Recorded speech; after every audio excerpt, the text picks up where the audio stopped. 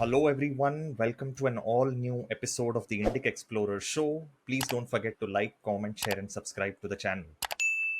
Now, in the modern world, in the corporate world, where we have, whether you're an entrepreneur or whether you're a senior executive working as an employee in a big firm, uh, the major challenge you face is burnout. Like you kind of overburden yourself with work. You don't get time enough for leisure, sleep, physical activities. So one of the most important challenges that we face in modern urban living is to how do we kind of keep ourselves fit in our regular daily work schedules. So, with me in a very special episode today, I have a very special guest who is a senior executive corporate fitness coach. Welcome to the show, Priyanka Gupta. Thanks, Vineet, for having me here. And yeah, pleasure to get started with the conversation. So, first of all, Priyanka, why don't you tell us a little bit about how you got into this? Because it's a very unique profession that people, take up. So, tell me what was the thing that happened in your life which made you go into this path? Okay. Can I take a while to go over this? So, yeah, I think about like 15, 16 years back, I was 24-year-old, so which makes me 40-year-old currently. And like a 24-year-old, one thing that started happening is that, like, because of the start of my career and, there's no structure to my life in terms of eating or exercising, I started putting on weight. So back then, my first, goal was that I just wanted to be active, and I was very scared of getting on weighing scale and seeing that number rising. So that is when my journey actually started. I think I was fortunate enough that I got guidance from the right set of people who did not kind of push me doing extensive cardio or just going on with extreme calorie deficit and all of that. And actually, people didn't used to use these kind of words back then. But I got introduced to strength training very early in that at my that 24-year-old age, and I don't have a very clear moment when I started liking it, but I think uh, I was like, okay, this is something interesting. So I used to play around with different machines there. Something even with my I used to try doing like a headstand and whatnot, like random things in the gym. And yeah, I think that is when I got interested in this. First, I would say that 6 7 years there was like I was exercising going on and off on my regime. And obviously, I didn't have as much awareness that I have now. When I closed my first startup, which was in 2016, so that was another bootstrap startup that I was running in technical space. So I realized that there were a lot of changes in terms of my physical health and mental health both. I won't say it was just physical.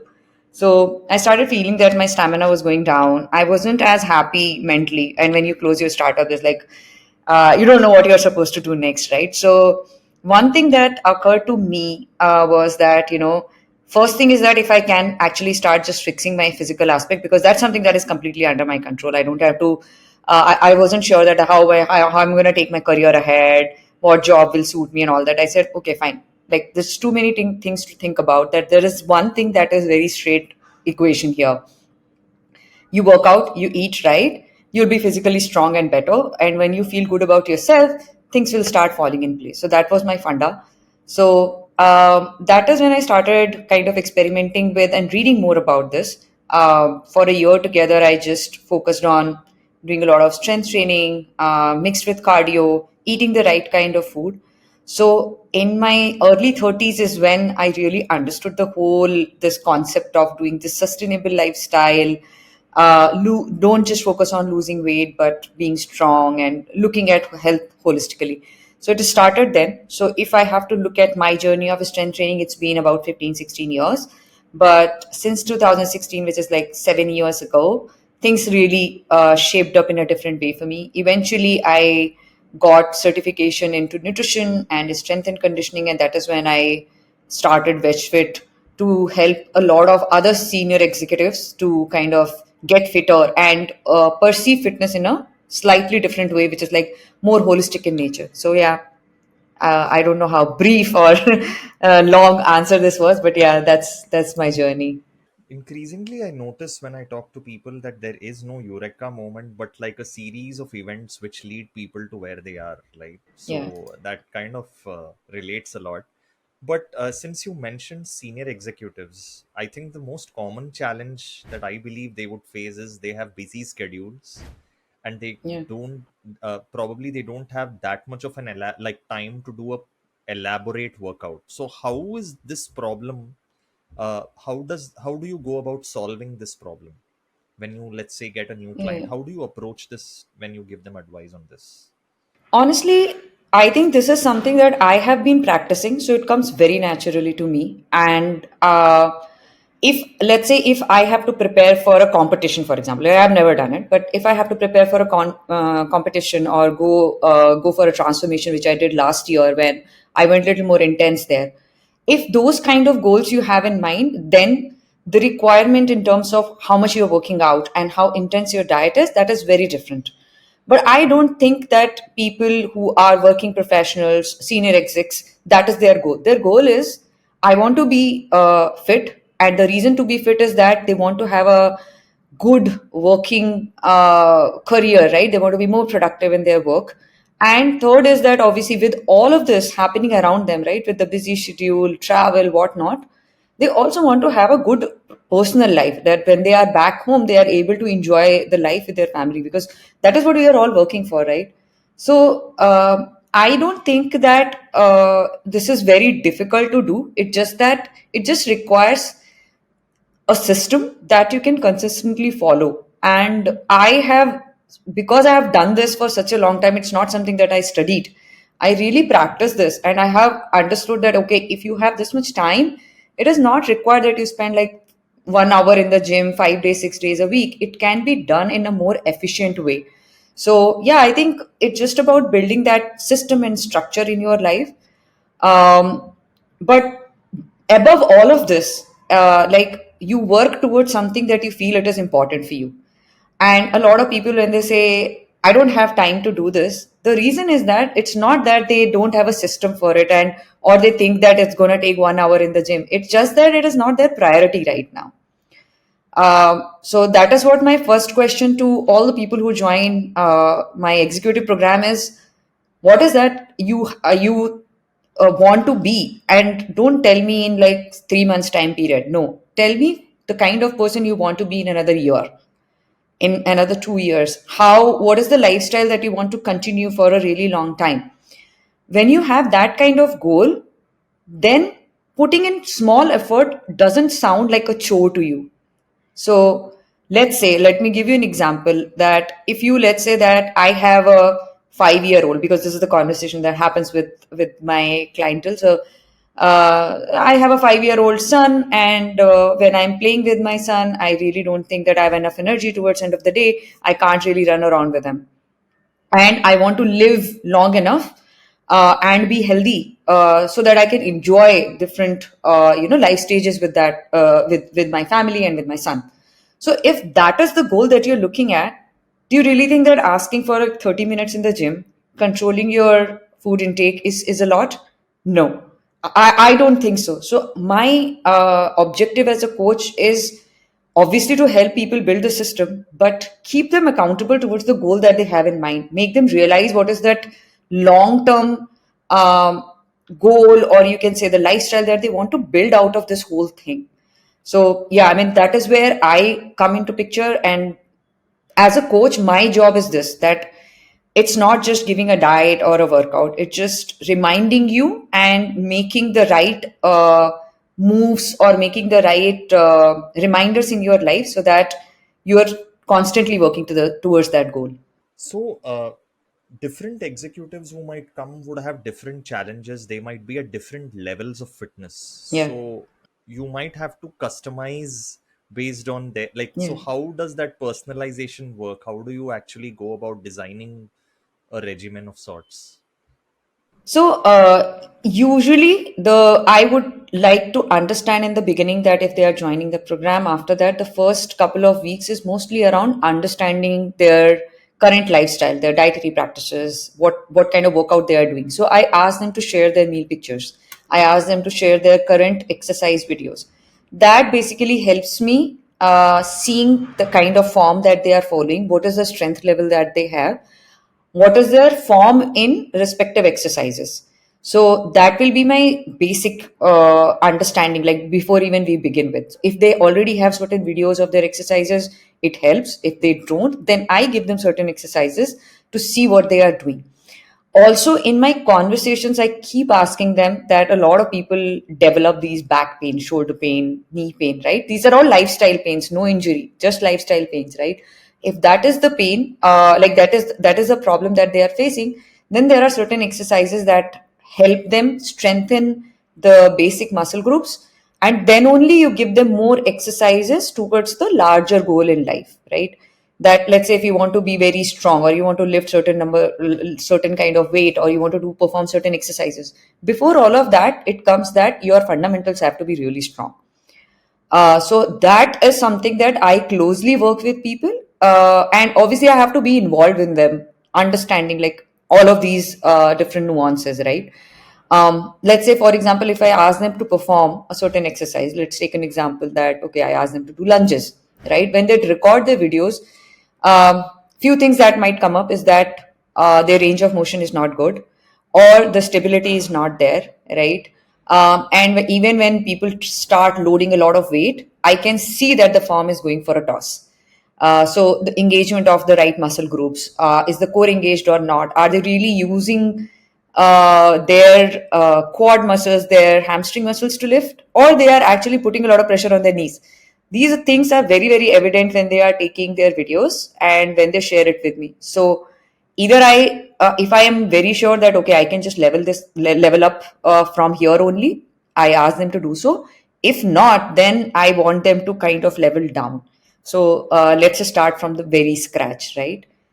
Build glute strength, build hamstring strength, right? Start engaging your core, do those basic boring exercises, and then get on to building these. Drop all the weights. That's not important. The important part is this, that how do we gradually first understand the right form of exercise and then go on to loading more weights or going to the next level. So basically, that fundamental itself takes me about 4 to 6 weeks to clear up, and I think after that the journey is a lot easier. The fundamentals is where the real struggle is.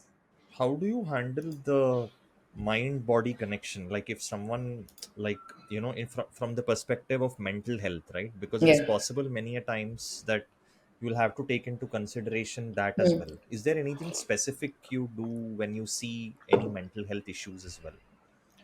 Okay, no, I think we are talking about two different things. So there is one is mental health is a very different topic here. I would like to understand. So is this the mind muscle connection you're talking about, or is it the mental health? So when I say mental health, I mean that, let's say, somebody's lifestyle, like you'll notice that many a times there is a correlation Yeah. between people who don't sleep properly, eat properly, with their mental health. Probably they're Hmm. not feeling that great, right? Hmm. So is there a way in which you address that challenge specifically in terms of what you prescribe or how they should go about, like when you go about designing the regimen for them? Is Hmm. there anything specifically you do in that case? So, as of now, I am not looking into the deep mental health issues. If you really have certain trauma or anything that is from your previous life, or anything that is happening in, like, which is something very, very serious. So we are not looking into that. In my conversations, usually people talk about in general their lifestyle challenges, but not in terms of the if there are any other issues that are happening in terms of the mental health. um, so that is there, but one thing that I want, I don't know how to make people realize this, but I can give my own example. So I don't see mental health very differently from physical health. So these two things are they have a very, very strong connection, right? They are very well connected. So the reason why a lot of people are not able to kind of solve, and again, I just want to clarify here, I'm not talking about deep mental issues or any trauma here, But in general, the lifestyle related stress that is there, uh, there's a basically, when you are stressed, you start eating more, then you start putting on more weight, and then you start feeling bad about yourself. Socially, you become awkward. So there's a whole cycle to it. So that is something that we need to break. And this we break through two different things. One is obviously fixing your diet, and second is exercising. So I'm going to break it down a little bit more. So actually, there is no good starting point for that. Okay, this is the good starting point that works for everybody. I think that diet actually plays the huge, like the biggest role in who we are. Um, but when it comes to having like reducing stress or fighting with these kind of situations better, I think exercise is my go-to. So what I would just want is that let's say if somebody comes and then they say that I'm not getting good sleep, or I'm just traveling a lot, I just feel very tired, right? This is actually, I would say, 100% of the people I talk to, this is a problem. I don't feel energetic enough.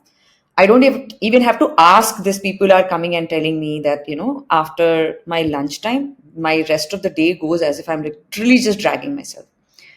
And the one thing that can actually pull you out of this zone is exercising, right? Because when you start exercising, automatically your body starts training itself to deal with the cortisol levels better. That is one way of fixing your stress. Another thing is that all these hormones that happen through the rising stress, right? That starts coming under control once you start exercising. And now I'm not even talking about intense exercising, forget about that. It's just exercise which puts you in a moderate heart rate range, right? So slightly higher than your rested heart rate, and maybe going up to like 70% of your max heart rate. So if you are still ranging between that and exercising for even 15 minutes to 30 minutes a day, that's a really really good start. So I would like to start with that. So that is my first step. If you're not going to gym, I'm not bothered. If you are not exercising also at home, I'm not bothered. Pick up something that is easy for you, right?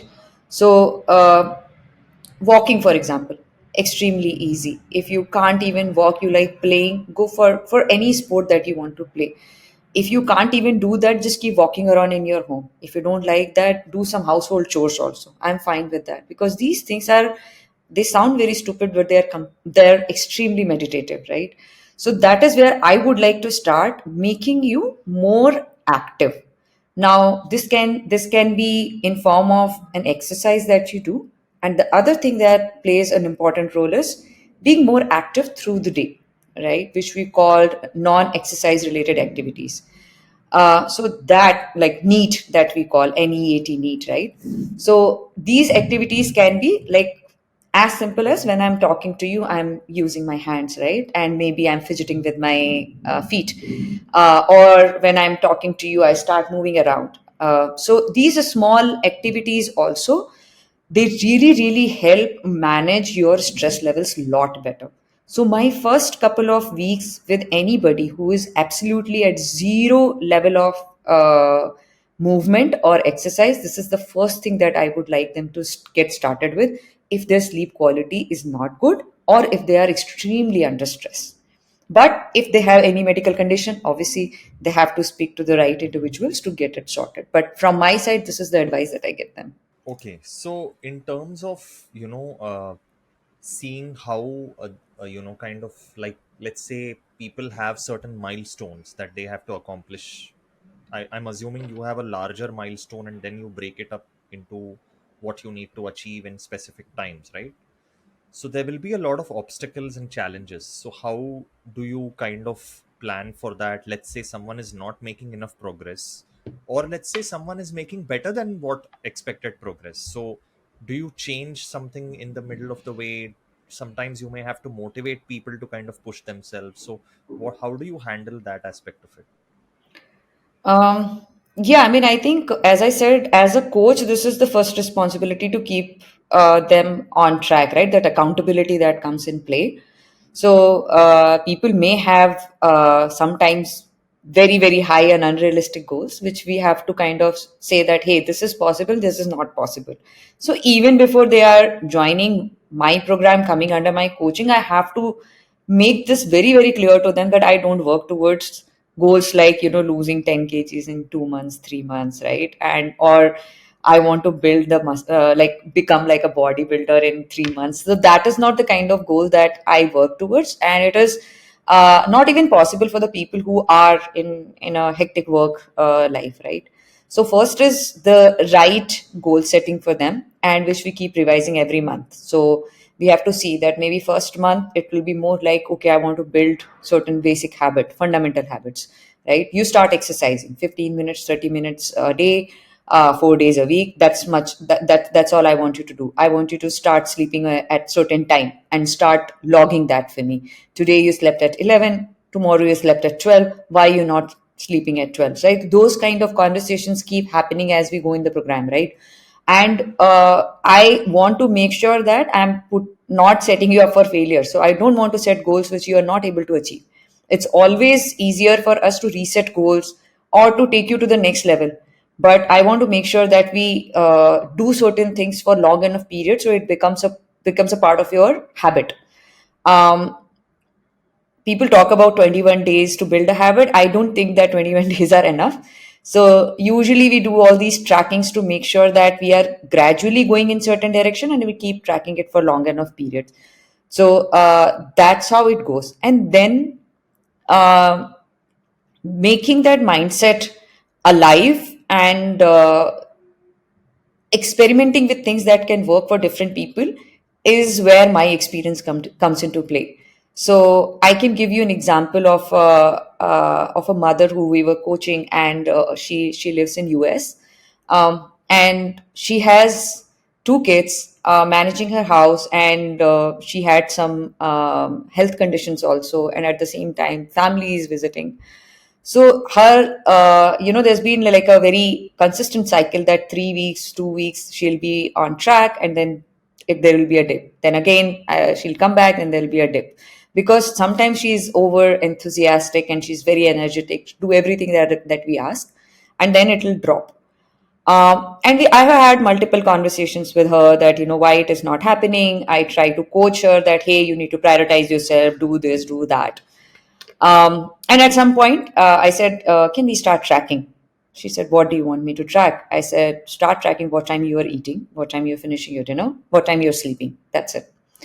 And she just came and told me that, hey, I love doing Excel sheets. So I was like, okay, fine, let's get started with that. So she was so fond of it that she then started tracking more things on her own, and it really worked for her, right? So maybe not everybody Excel sheets will work, but I have to see that which kind of person I'm talking to and what they can do. So she started doing that. After a month or so, that also dropped. So it was another challenge for me that, hey, we were tracking, we were doing everything great. What happened here, right?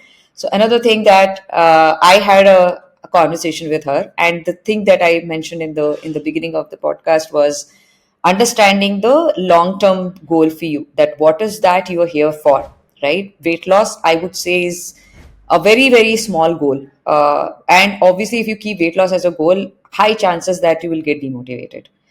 So I asked her to sit one of the weekends and pen down 5 things that will happen if she continues doing what she's doing till like next 5 years. So after 5 years, 5 things that she'll be extremely excited about doing, and 5 things that she will not be able to do if she doesn't do what she's doing today. So basically, like the highs that you can achieve, the things that you can enjoy after 5 years, and things that you will not be able to enjoy, something that scares you, right? Um, she went back, and in our next discussion, she showed me a sheet, and she said that the happy moments writing was way easy for me.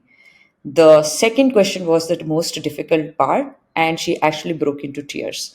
She said that I am scared that if I get some knee pain, or I have this kind of pain in my body, I'll not be able to have fun with my kids. I'll not be able to do outdoor activities with them. And that was like a eye-opening time for her. So I asked her that just put this whole note in front of your desk and keep reading it till you reach your goal. And I would say that next 2 months were like amazing for us, like literally amazing. So I think it is all about finding the right approach with the right individual. It's Some things actually work for everybody, but yes, as a coach, I think it's a lot of mental guidance and showing them that it is all possible. Because in the beginning, it seems very difficult, but as you just I my goal is that I how do I ease out this whole process for them. So that's what I look into doing. So that was actually quite an inspiring story. I mean, yeah, I mean, I would also probably approach those questions in that way, and it might be a good motivator. Yeah. So, like in this whole field of high performance fitness, are there any emerging trends or any new approaches that you feel will have a lot of impact in the coming years? Something that you would want to adopt or you see your peers doing as well? So, Yeah, I mean, by trend, do you mean technologically wise, or in general, like the whole fit? technology, I mean, generally, both, Yeah, yeah. all. Okay.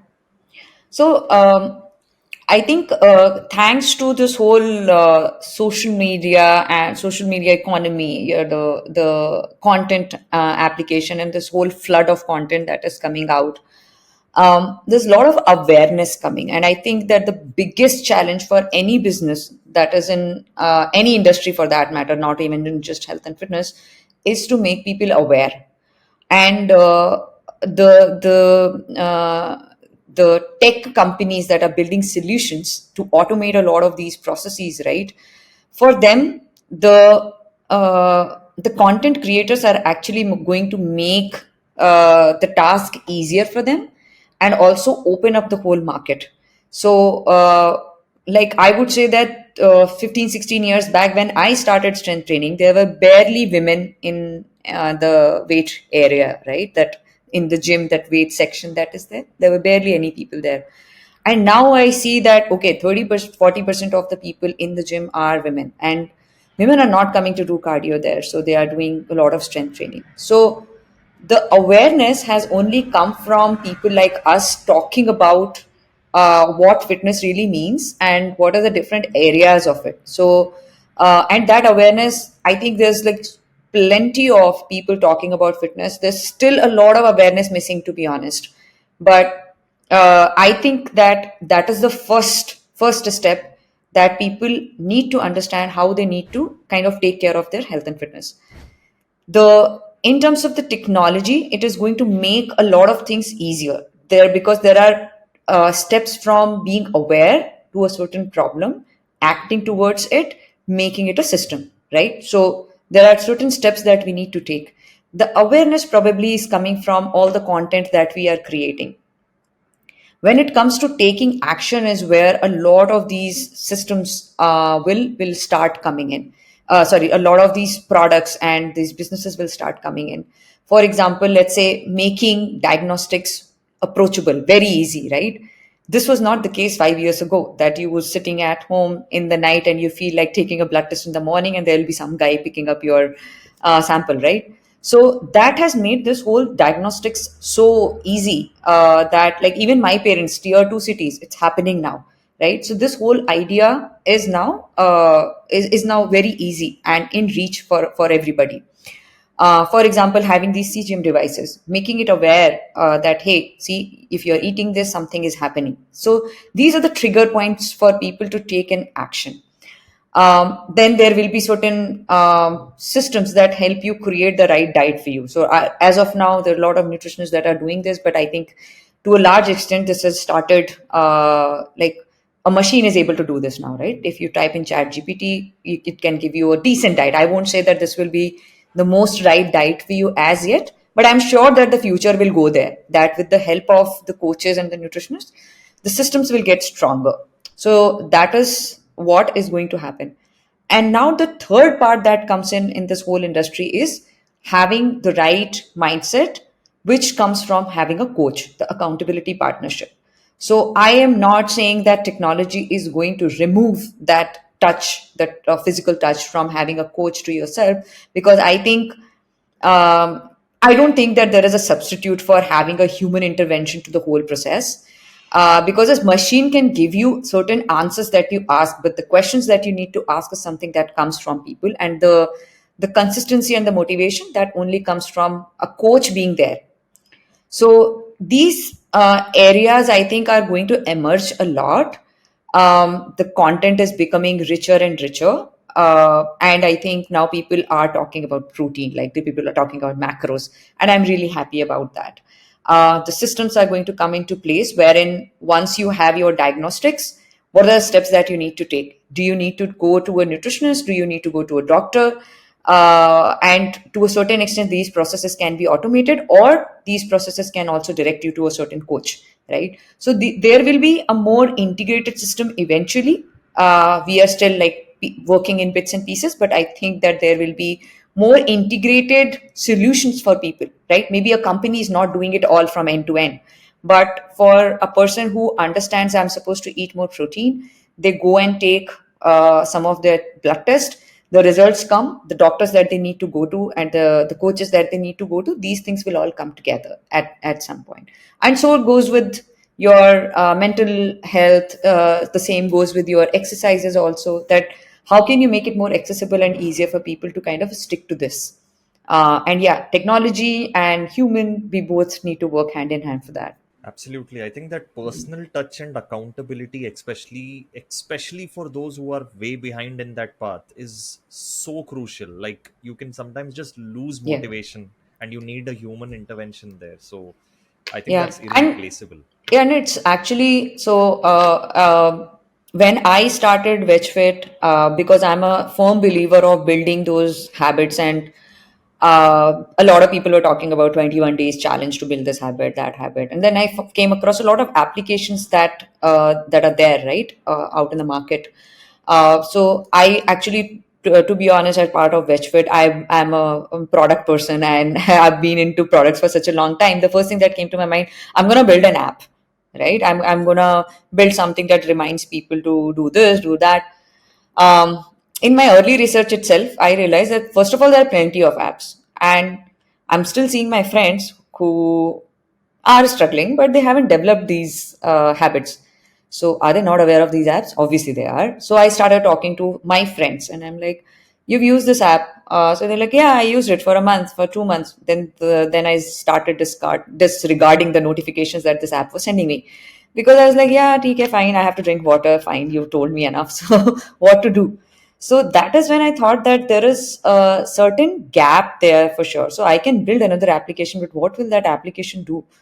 And then when I started talking to more people, one thing I realized is that just the fact that we do a weekly call with everybody, right? That weekly call is like, I don't know, they're scared that, oh, I have to face Priyanka. I have to talk to her and tell her what I have done.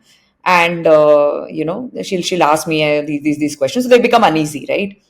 So that accountability, I think, moves the needle the most. So I won't say that VegFit as a team gives like extraordinary diets that are not available. Obviously, right? That's not the case. We all know what are the fundamentals of it. The crux is that, let's say, if we give you certain diet, where are you failing and what are the reasons for it, right? So we are coaching people who are sitting in a tier 2 city in like Jodhpur or even some small town in MP. Those people don't have certain foods. If I ask them to eat this, they'll not be able to, right? So what can I do to make it better for them, make it easier for them? And those things only come up when we kind of engage with them, make them come on the call, discuss these smaller nuances with us, right? Like there's just like really really simple things that happen, that you download any diet from ChatGPT, it will happily give you, okay, 150 gram protein you're supposed to take. What if you start feeling bloated after that? So you don't know what you're supposed to do. Then you go type another question, right? I'm feeling bloated after eating more protein. What do I do? So the job of a coach is just that whatever you are seeing, we have seen it in our life or in our clientele life. So we can actually eliminate those issues. And even if so, it just sounds very, very stupid for you, but we can really take that out of the way, find a solution for you so that you don't have to go through this whole load of researching on your own. And then you go through like 10 videos and they're like, this is all stupid. I'm not gonna be on this high protein diet. I'll just go back to what I was doing. But yeah, so the idea is that like gradually solve the problem for them, make it a lifestyle and not make it like an unbearable process for them. And that is why I always say that if you are in a hurry to reach certain goal, it's better that you don't join my program, because we work on a very, very slow process basis. So I actually scare people off the other way around. I tell them that in 2 months you'll not see any weight loss. So that is how I go. And if this person is still like, okay, no, no, no, no, I really want to be coached by you, that is the time I understand that they actually value the sustainability and lifestyle, and not are just looking for a short term goal. So that's how it is. But yeah, I mean, there's a lot of ifs and buts to it. Like if you ask somebody, you eat right, everybody knows that. You have to exercise, that also everybody knows. The problem is that sometimes they don't feel energetic, sometimes they are so under stress that they want to eat something very tasty and you are asking them to eat a boring salad. Or sometimes they're so tired that they don't feel like cooking the fancy meal that you're given, right? So this making this whole process easy and making them realize that this is a life that you have to live with, right? And how do you make these systems easier for you is something that I am taking on myself, so that you kind of stick to it for the longest period. So that's how, I don't know where this question came from and what the question was, but kind of I think I kind of answered a lot of things around. Yeah, I know. But you mentioned very specifically, which I'm very interested in knowing, that there are clients from tier two, towns and smaller towns as well. Yeah. So, is there anything specific in terms of when you are coaching them, or any challenges that you face, or anything specific that you notice as a trend in small town India compared to big cities in terms of fitness? Are the fitness level better? Are they worse?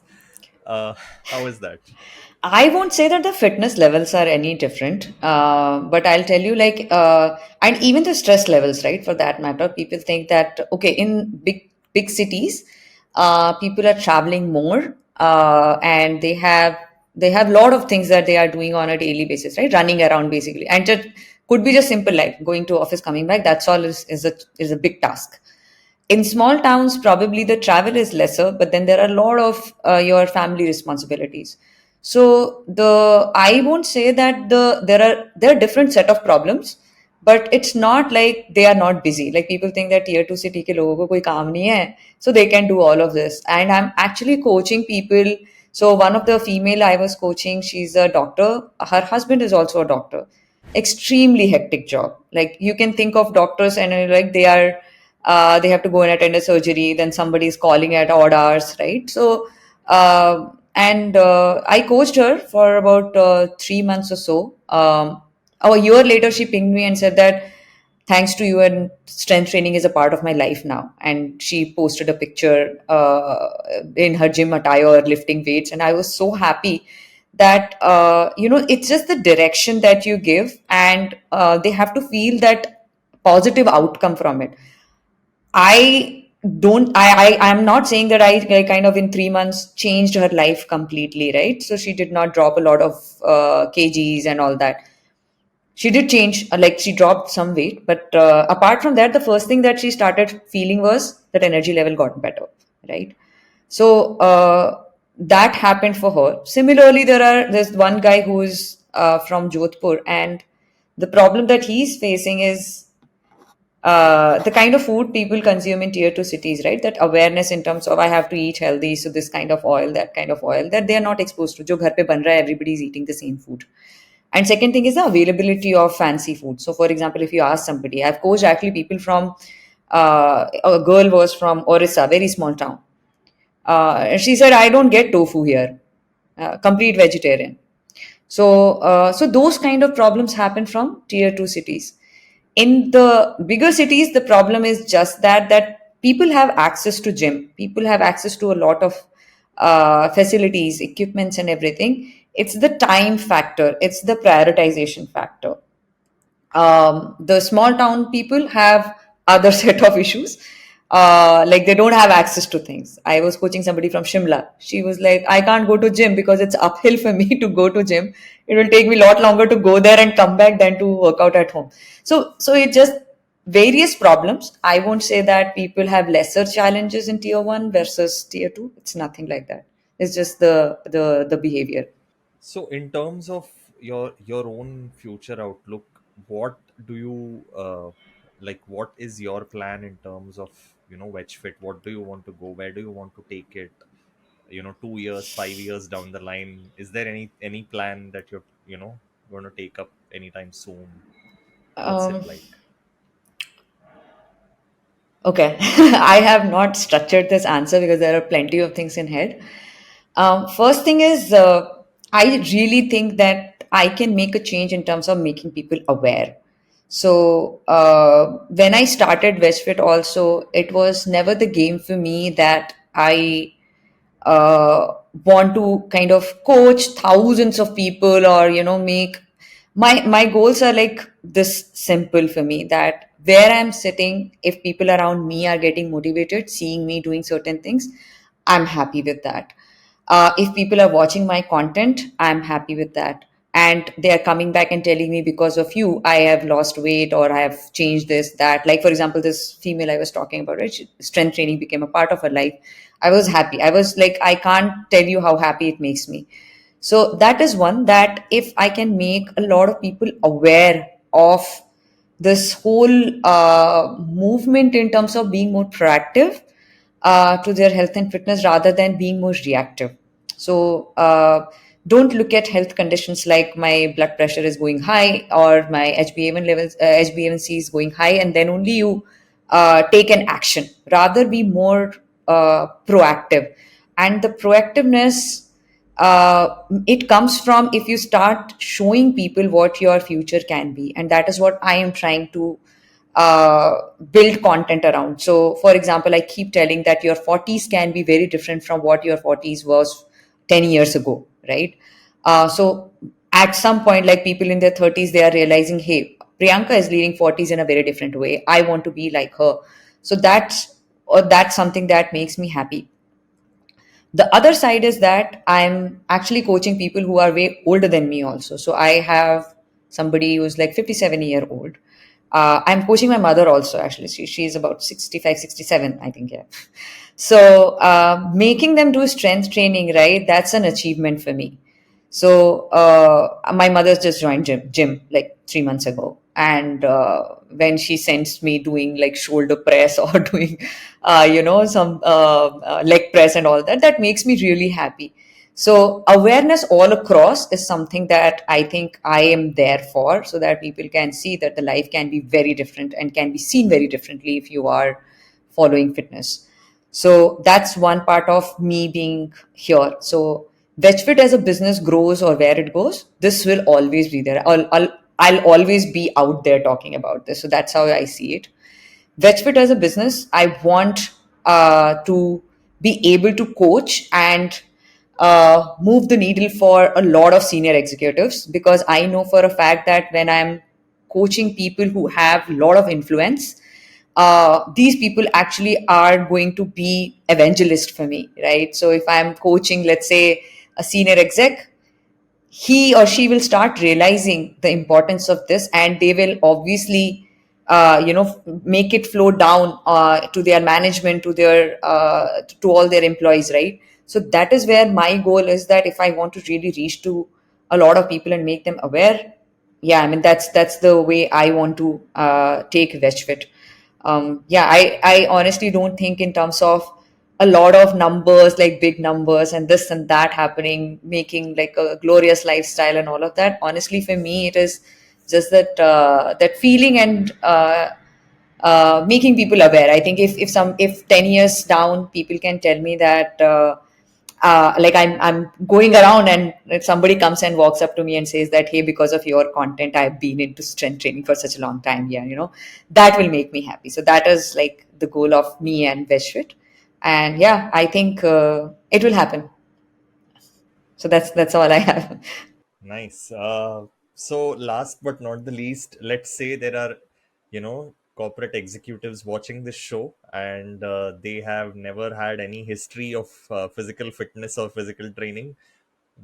How do you, what would be your pitch for them to take this up? um See, it's like it depends like how you want to take it. A lot of people are self-capable of building systems. They are self-motivated. If you are one of those people, find an activity that you enjoy. Start doing that. Um, Figure out what diet works for you. There are a lot of people talking about it. I'm talking about it. If you can do this on your own, go ahead. But I always say that we all are, and especially the people who are busy, right? We just want things to happen in a very structured fashion and in the right way. And if you are somebody like that who is always thinking in terms of ROI, I would say that get a coach that you feel that understands your goal and you can relate with their story. The trust is the factor. So anybody who comes and talks to me also, I tell them that don't join my program right away. Go and check out my content, go and see what I'm talking about, go and see what kind of approach I follow. And if that's something that relates with you fundamentally, then go ahead and join my program. I'm all there to help you out. Um, the second, I would say, the thought process has to change in India. People are willing to invest time, money, effort into something that pushes their career, right? Financially makes them stronger. So we all buy a lot of courses online and for all price ranges. When it comes to fitness as a coaching, I'm still seeing a lot of people being little hesitant that why to pay for a coach, right? And I can do this on my own. And all this that we talked about in podcast today is all that why you need a coach, the accountability part of it, somebody who can really eliminate those hurdles for you, even if those are the smallest parts of it. Trust me, it will save you a lot of time. And if you are starting late in your life, and you have resources, please go and have a coach, and not for a short term, but for a really long term period, like 6 months, a year time frame, and let them handle your health and fitness. Let them take you along the journey. You just do as they ask you to do, and just have that trust in them. They'll take you along the way. So I would say that, like, first of all, make this a priority. Understand that in long term this is important. You are not doing a strength training or doing all this to look better. It is just that you want to be independent for the longest time in your life, till the time you die. So you gotta take care of your health and fitness today. And for that, if it requires time, effort, money, resources, give. Give, because your hospital bills are going to be a lot larger than what you can give to a coach today. This will be a life changing thing for you, the life changing investment. We all spending money on Swiggy, and I really don't know to look at the bills that people are spending on a weekly basis, on a monthly basis. But let's set some budget aside and some time aside. Stop saying that this is not, I don't have time for it. Of course, you have. Your body is what you're born with, what you'll die with. So make some time for it. Set some budget aside. Set some time aside for it. Trust me, the 30 minutes that you give in gym or 30 minutes that you give in your exercise, it will improve your productivity at least by 1.3 to 1.5 times. So you will save time. Don't worry about time. But yeah, I mean, that awareness has to be there. And hopefully, if you are watching this and you are feeling that what Priyanka is talking makes some sense, then yeah, let's connect. And I would like to understand more about you. And if in any way I can help, yeah, I would love to connect with you. I mean, yeah, so I think that's definitely a great pitch, at least for me, especially the part where you mentioned about the hospital bills being much, much more than that. So, yeah, Anyways, with that, we come to the end of today's show. Thank you so much for joining us, Priyanka, and sharing your insights. Thanks, Vineet, for having me. It was pleasure talking to you. I had great time. I always have great time talking and doing all these motivational conversation. And I hope that even if I can motivate 5 people through your podcast today, I think the goal is met. I'll be happy. Absolutely. We wish you all the best for your future endeavors. Until next time, guys, please don't forget to like, comment, share, and subscribe to the channel. See you around. See you. Thanks, Vineet. Bye.